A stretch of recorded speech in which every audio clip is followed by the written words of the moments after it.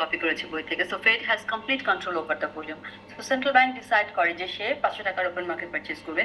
So তার full কন্ট্রোলে আছে, 500 টাকারই পারচেজ করে, 500 টাকা সেল করে, 500 টাকায় সেল করে।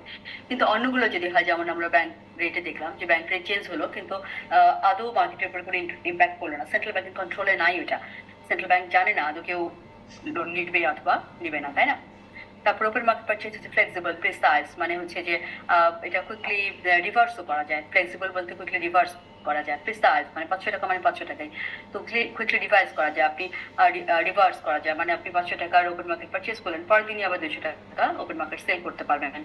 সো এটা রিভার্স করা যায়, এটা কুইকলি ইমপ্লিমেন্ট করা যায়। সো ইটস ভেরি অ্যাডভান্টেজাস, ওপেন মার্কেটে বড় কোনো সমস্যা নেই। ডিসকাউন্ট পলিসির অ্যাডভান্টেজও আছে, ডিসঅ্যাডভান্টেজও আছে।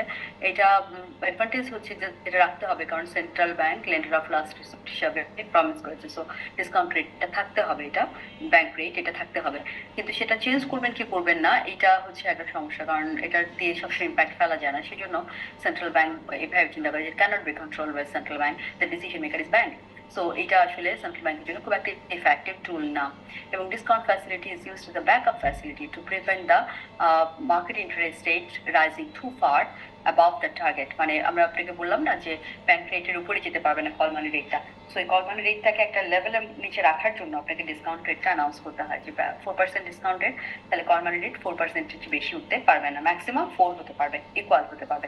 আমরা দেখেছি এক জায়গায় ইকুয়াল হয়েছে। সো ব্যাংক রেটটা আছে কিন্তু খুব একটা ইউজ হয় না।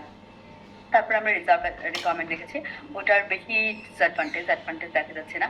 এটা হচ্ছে এটা লিকুইডিটি প্রবলেম ক্রিয়েট করে, যখন সিআরআর বাড়ানো কমানো হয় সেটা আনসার্টিনিটি ক্রিয়েট করে সেন্ট্রাল কমার্শিয়াল ব্যাংকের জন্য। যে সে জানে না, সে হয়তো টাকা লোন দেখেছে, আপনি বলছেন, আমি বলছি 4% থেকে 5%, 1 টাকা প্রতি 100 টাকা 1 টাকা, কিন্তু ব্যাংকের কাছে এটা তো মানে লক্ষ লক্ষ কোটি কোটি টাকা, সেটার 1% অনেকটা। সে যদি লোন দিয়ে ফেলে তাকে আবার লোন করতে হবে। সো ইটস ডিফিকাল্ট, তার জন্য আনসার্টিনিটি হয়ে যায়, তার লিকুইডিটি ইস্যু হয়ে যায়। সো এটা একটা প্রবলেম, সে কারণে সেন্ট্রাল ব্যাংক রিজার্ভ রিকোয়ারমেন্টও খুব একটা ফ্রিকোয়েন্টলি চেঞ্জ করে না। এই পর্যন্ত ছিল আমাদের মনিটারি পলিসির চ্যাপ্টারটা। আর এরপরে আমরা যে বাংলাদেশি কনটেক্সটটা পড়েছিলাম, আপনারা দেখেছেন। এখন আপনি আমাকে বলেন, আমি একটা ফাইল দেখিয়ে নিই, সময় নেব, একটু বন্ধ করি, তাড়াতাড়ি করে বলছি।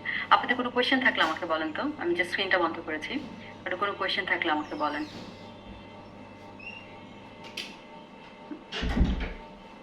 এতক্ষণ পর্যন্ত যা পড়লেন বুঝেছেন, বা ইভেন লাস্ট ক্লাসে, তার আগের ক্লাসে, মানে মনিটারি পলিসি নিয়ে যে আমরা একটা হোল চ্যাপ্টার পড়লাম, আর okay with that? Any issue? আজকে ক্লাস বুঝেছিলেন সবকিছু? তার আগের ক্লাস নিয়ে কোনো ইস্যু ছিল? আমি জাস্ট ফাইলটা বের করতে করতে যা। কারো কোনো কোয়েশ্চেন? যারা সিনসিয়ারলি ক্লাস করছেন তারা তো বুঝবেন, যারা যে কানে ইয়ারফোন দিয়ে ঘুরে বেড়াচ্ছেন তাদের কি হবে? হ্যাঁ, ওপেন মিক নয়েজ হতে পাই, তাদের কি হবে? তারা তো বুঝতে পারছেন না।